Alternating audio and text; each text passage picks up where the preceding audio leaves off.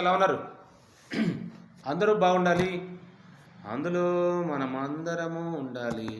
మీ JP. Okay. So same topic, అనుమానమే పెనుభూతం. Okay. భర్తలారా, డియర్ హస్బెండ్స్, మీ భార్యల మీద మీరు అనుమానంతో ఉండొద్దు. మీ భార్యలను మీరు అనుమానించొద్దు. భార్యను అనుమానించొద్దు. నిజాయితీ గల భర్తలారా, నిజాయితీ గల హస్బెండ్స్, మీ భార్యలను మీరు అనుమానించొద్దు. ఏదైనా మీకు అనుమానం అని అనిపిస్తే పర్సనల్గా మీరు డిస్కస్ చేసుకోండి. మీ బెడ్రూమ్లో పర్సనల్గా మీరు మాట్లాడుకోండి. మీరు పిల్లల ముందు, మీ కుటుంబం ముందు, మీ పిల్లల ముందు, మీ ఫ్యామిలీ ముందు మీరు కొట్టుకొని, తిట్టుకొని, రకరకాలుగా హింసించుకొని, దూషించుకొని, తక్కువ చేసుకొని, చిందర వందరగా సంతలాగా మీ కాపురాన్ని పాడు చేసుకోవద్దు. గుర్తుపెట్టుకోండి. నీ భార్య మీద నీకు అనుమానం ఉంటే పర్సనల్గా బెడ్రూమ్లో మాట్లాడు. డౌట్ క్లారిఫై చేసుకో. ఒకవేళ తప్పు చేస్తుంది అని నీకు తెలిసిందనుకో, క్లియర్గా తనతో ఓపెన్గా మాట్లాడు. నా వల్ల ఏం పొరపాటు ఉంది, నాలో ఏం తప్పు ఉంది, నేను నీకు ఏం తక్కువ చేస్తున్నానని గట్టిగా మాట్లాడు. అది బెడ్రూమ్లో. డియర్ హస్బెండ్స్, గుర్తుపెట్టుకోండి. భార్య మీద నీకు అనుమానం వస్తే, భార్య మీద నీకు డౌట్ వస్తే, భార్య మీద నీకు రకరకాల ఆలోచనలు ఉంటే ఖచ్చితంగా నువ్వు ఆ డౌట్ క్లారిఫై చేసుకో. అదే అనుమానం మనసులో పెట్టుకొని తను ఒకవేళ జాబ్ చేస్తుంటే వెళ్ళే రూట్లో ఎక్కడికి వెళ్తుంది, ఎవరితో మాట్లాడుతుంది, ఫోన్ చెక్ చేయటం, మెసేజ్లు చెక్ చేయటం, వాట్సాప్ చెక్ చేయటం, సో రకరకాలుగా నీ మైండ్ సెట్ మారిపోతూ ఉంటుంది. నిన్ను నువ్వు నమ్మలేని పరిస్థితి, నిన్ను నువ్వు అర్థం చేసుకోలేని పరిస్థితి. సో నువ్వు హస్బెండ్ అంటే చాలా బాధ్యత గల పోస్ట్. ఒక ఫ్యామిలీలో, ఒక కాపురంలో బాధ్యత గల పోస్టు. దయచేసి ఎవరో ఏదో చెప్పారని చెప్పుడు మాటలు విని మీ భార్యను అనుమానించొద్దు. డియర్ హస్బెండ్స్, గుర్తుపెట్టుకోండి. ఏదైనా నీకు డౌట్ వస్తే క్లారిఫై చేసుకో. అందరి ముందు వద్దు, పర్సనల్గా మీ ఇద్దరు డిస్కస్ చేసుకోండి. తన ఒపీనియన్ అడగండి. తను ఎందుకు అలా చేస్తుందని అడగండి. తనతో మాట్లాడండి, ఫ్రీగా మాట్లాడండి. తనకి ఏం కావాలో, ఏం తక్కువైందో, ఏమి కొదువైందో అని డిస్కస్ చేయండి. డియర్ హస్బెండ్స్, గుర్తుపెట్టుకోండి. నువ్వు ఇంట్లో ఆర్థికంగా, దానితో పాటు నీ భార్యను అన్ని విషయాల్లో సంతృప్తి పరచాల్సిన బాధ్యత నీదే.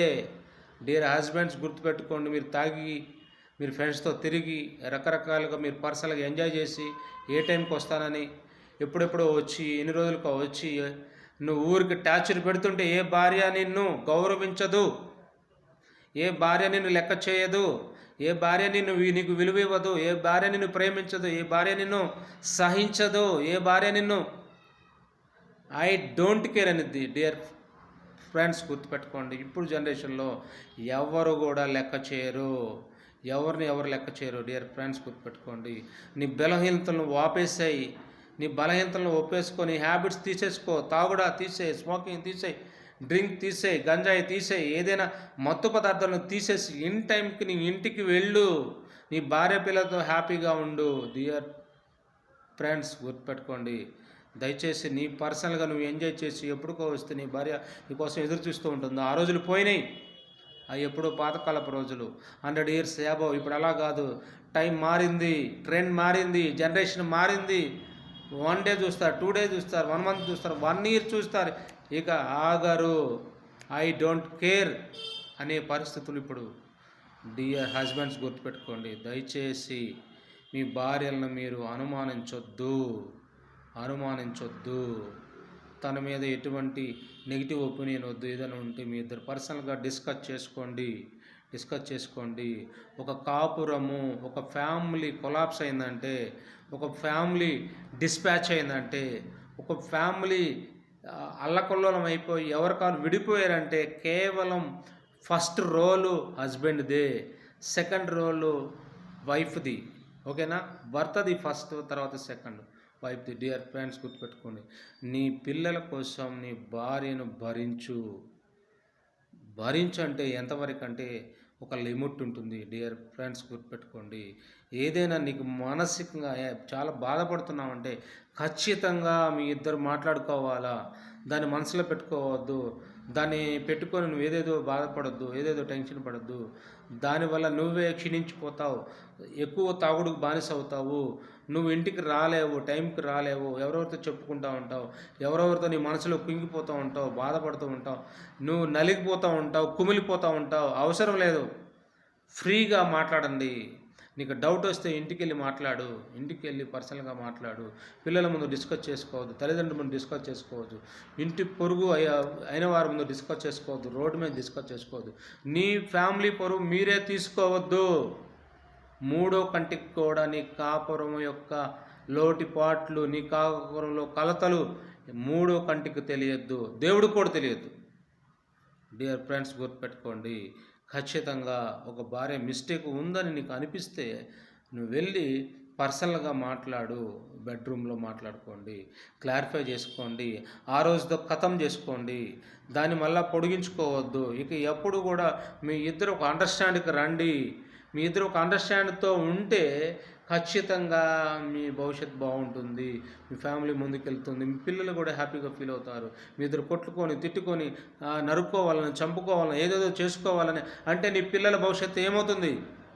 నీ పిల్లలు ఏకాకులు అవుతారు. ఒకవేళ భార్య మీద పగతో నువ్వు ఏదో ఒకటి చేసి నా భార్యను చంపాలని, నువ్వు భర్త మీద పగతో ఏదో ఒకటి చేసి నా భర్తను చంపాలని భార్య ఇలాగ నువ్వు చేసుకుంటే నీ ఫ్యామిలీలోని పిల్లలు, తల్లిదండ్రులు నువ్వు పుట్టడమే వేస్ట్. డియర్ హస్బెండ్స్, గుర్తుపెట్టుకోండి. డియర్ వైఫ్స్, గుర్తుపెట్టుకోండి. భార్యలారా, భర్తలారా ఎవరైతే ఉన్నారో కాపురంలో నీ భర్త నీకు ముఖ్యం, కాపురంలో అందులో నీ భార్య నీకు ముఖ్యం. నీ భర్త మీద నీకు అనుమానం ఉన్నప్పుడు నీ భార్య మీద నీకు, మీ ఇద్దరు మాట్లాడుకోండి, ఫ్రీగా మాట్లాడుకోండి, క్లియర్ చేసేసుకోండి. కోర్టులు, కేసులు, గొడవలు, 498 ఇవన్నీ మనకు అనవసరం. ఓకేనా? దయచేసి భర్తలారా, మీరు చాలా డీసెంట్ ఫెలోస్ కాబట్టి మీ భార్యల దగ్గర ఏదైనా నెగిటివ్ అనిపిస్తే పర్సనల్గా మాట్లాడుకోండి, పర్సనల్గా మాట్లాడుకొని క్లియర్ చేసుకోండి. ఓకేనా? అనుమానమే పెనుభూతం. ఓకే, అందరూ బాగుండాలి, అందులో మనమందరం ఉండాలి. మీ జేపీ.